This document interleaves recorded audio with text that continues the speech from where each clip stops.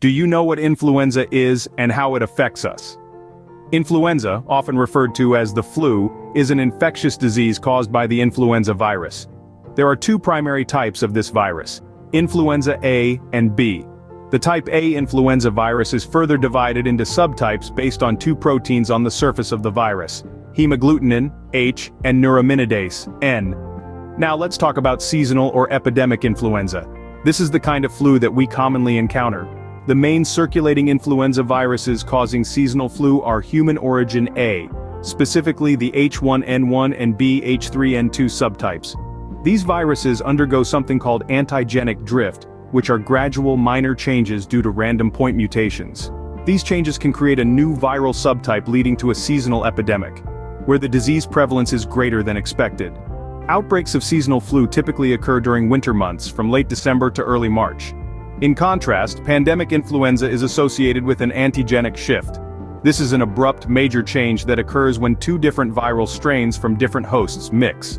This can create a new viral strain, resulting in a pandemic outbreak, which is a worldwide spread of the new disease. It's important to note, however, that antigenic shift only occurs in type A influenza. But how does the influenza virus spread? The primary method of transmission is through droplets that people sneeze, cough, or even talk out into the air. It's also possible for the virus to be airborne, meaning it can linger in the air for a longer period and infect people who breathe it in. One thing to remember is not to confuse H. influenzae, a bacterium, with the influenza virus. They are very different. H. influenzae refers to a bacterium with different types based on its capsule, while influenza refers to a virus with types A and B, referring to the strain. Now that we've covered what influenza is, let's delve into the differences between influenza strains. Did you know there are significant differences between influenza A and B? Influenza A and B, while both viruses, have some notable distinctions.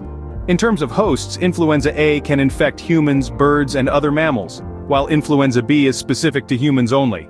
Regarding genetic changes, both experience antigenic drift, leading to new strains through minor gradual mutations.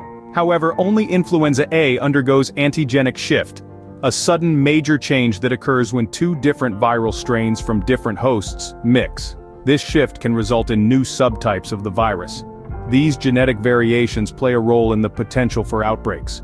Both influenza A and B can cause epidemics or widespread disease in a community.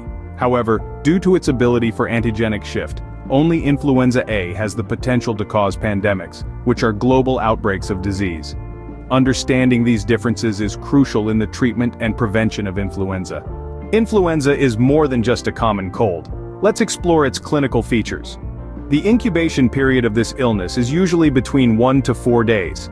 It can manifest with an acute onset of systemic symptoms such as fever, chills, muscle pain, joint pain, headache, and fatigue. Respiratory symptoms such as cough, difficulty breathing, and sore throat are also common. Influenza can lead to complications, which include respiratory conditions like viral pneumonia, secondary bacterial pneumonia, ear infection, and sinusitis.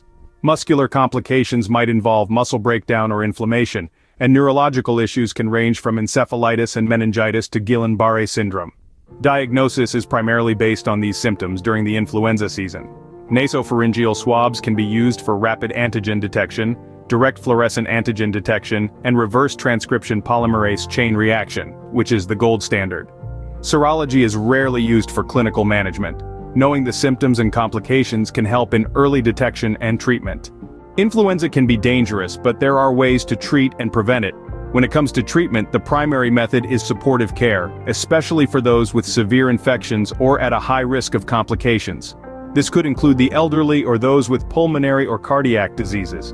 Neuraminidase inhibitors like zanamivir and oseltamivir play a crucial role in both the treatment and prevention of influenza types A and B. These inhibitors can reduce both the duration and severity of symptoms if administered within 48 hours of onset. However, treatment beyond this time window might be necessary for the immunosuppressed and critically ill patients. On the other hand, M2 inhibitors such as amantadine and rimantadine, once used for type A influenza, are no longer recommended due to increased resistance. Lastly, an annual vaccine, reformulated each year to reflect circulating influenza A and B strains, is recommended for all ages. Remember, prevention is better than cure. Stay informed, stay healthy.